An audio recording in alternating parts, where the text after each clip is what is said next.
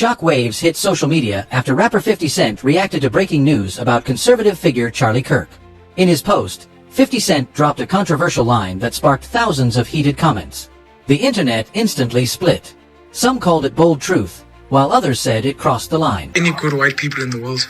There may be, but it doesn't matter. And you know why? No matter how good an individual white person may be, they have an obligation to look out for the best interests of the white. For the first time, there was a new school of thought that was chemically induced that made people question the very society they lived in. By 1960, the President of the United States was only 42 years old. Can you imagine? DMX is older than that. And he was going to usher in a new era of peace. He was going to avoid the Cold War. He was going to end segregation. And they blew his things out in front of everyone in Dallas. This country was... Have you had them prepare themselves in whatever way they would have to prepare themselves to come to battle? And I bet what I have, everything I have, that meatloaf. Okay, let's get into this because the situation is wild. After the shocking news about Charlie Kirk, some of his most loyal supporters are speaking out, while others are pointing fingers, sparking debates across social media. Charlie, known for his outspoken and often controversial views, once said that society had fewer problems before the civil rights movement because crime rates were lower back then.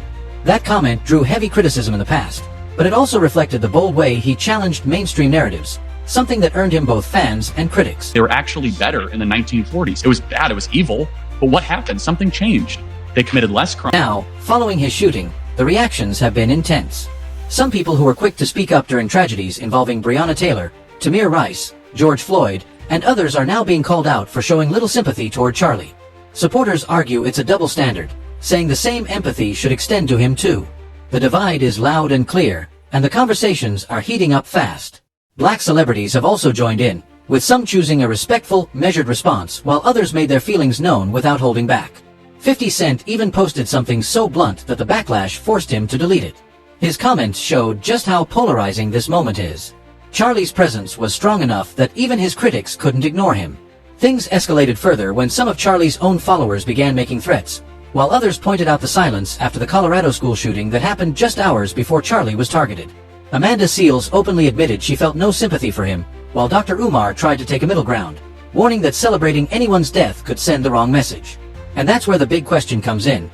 Are these reactions just about shock value, or do they reveal something deeper about the divisions in America today? Women and children were killed in violent lynch mobs. That's your explanation, but racial terror permeated American culture for hundreds of years. Black America is worse than it has been.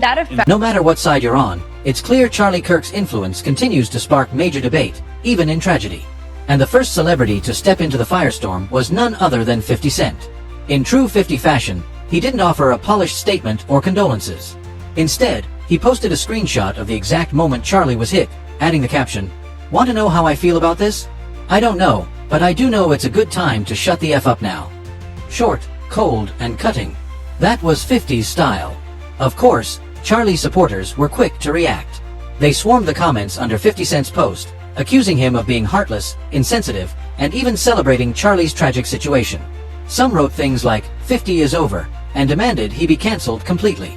A few even crossed the line by posting threats, saying things like, "Hope you're next." The backlash was heavy, and within hours 50 quietly deleted the post.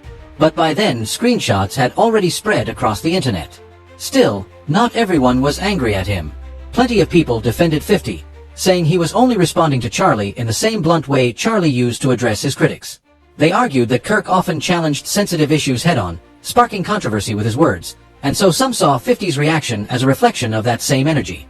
One fan commented, "I'm not feeling sympathy for someone who never showed it to me." Another added, "All this outrage is performative when silence follows families losing kids to school shootings."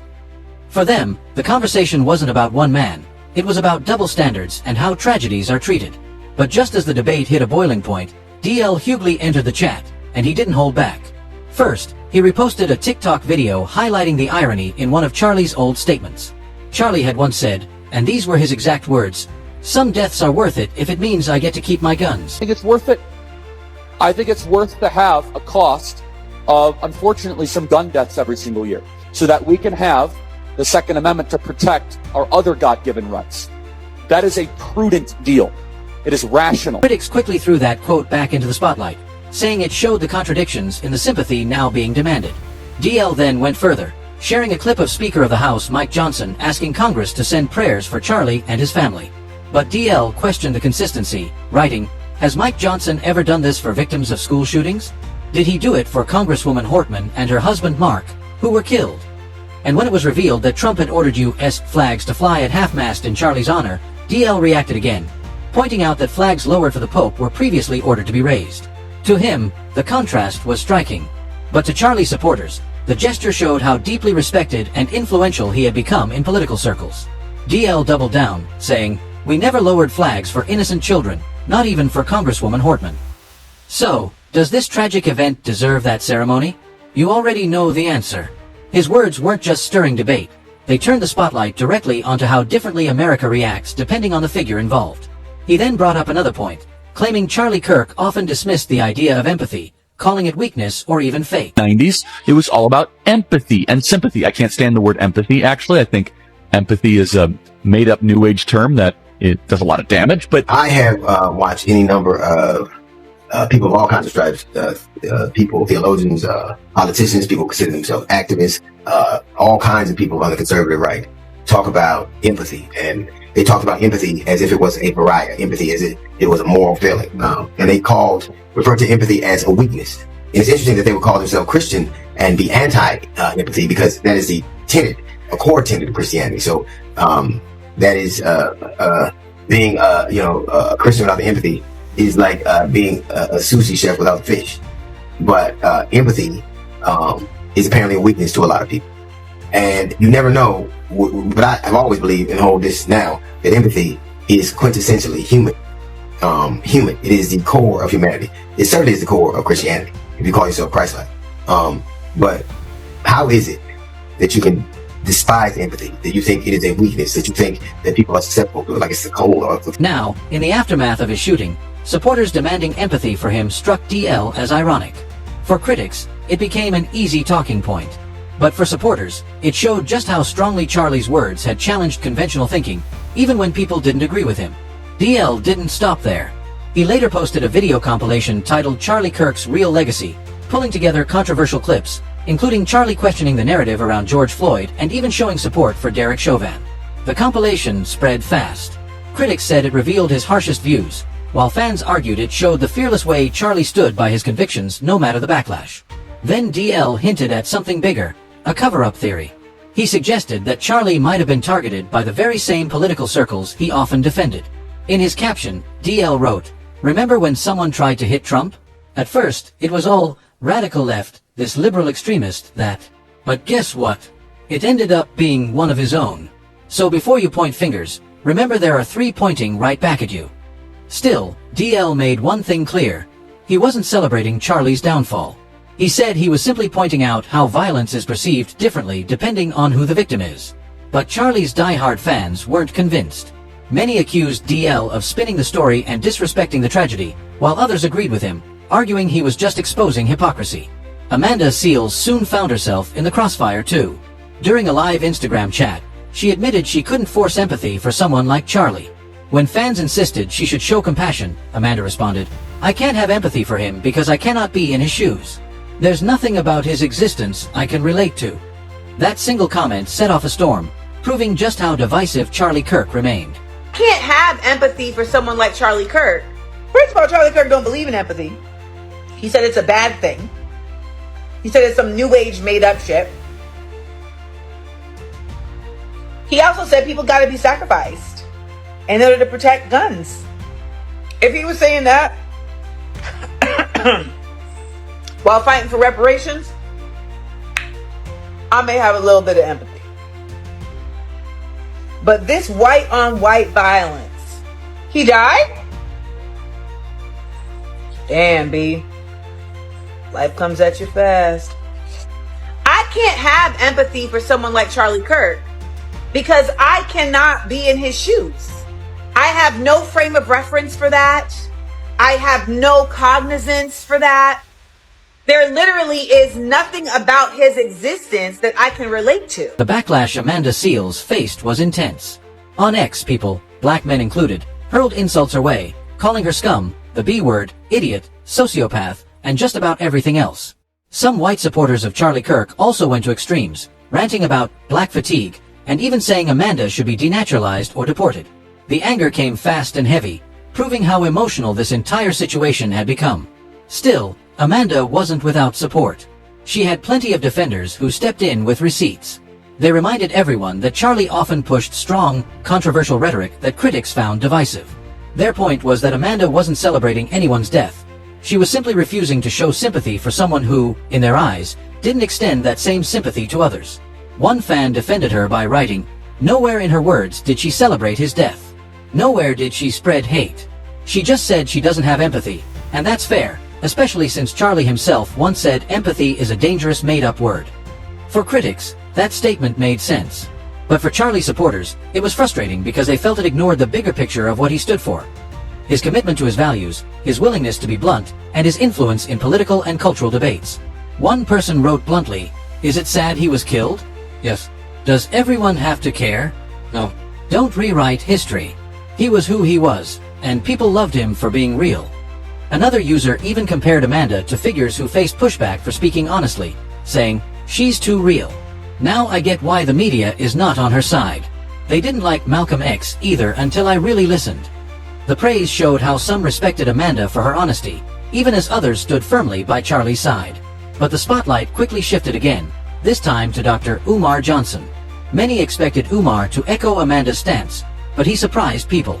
Instead of celebrating or staying neutral, he called for restraint. On Instagram, he posted a statement saying, "While I did not agree with Mr. Kirk's rhetoric and considered him controversial, I will never rejoice at the loss of life of anyone who hasn't directly harmed members of the African race. I am ashamed to see members of my community celebrating this situation." Dr. Umar continued his message, "I will never ask you to mourn the loss of an enemy, but celebrating a death is unacceptable. We know the greatest targets of political assassinations in this country have always been our own.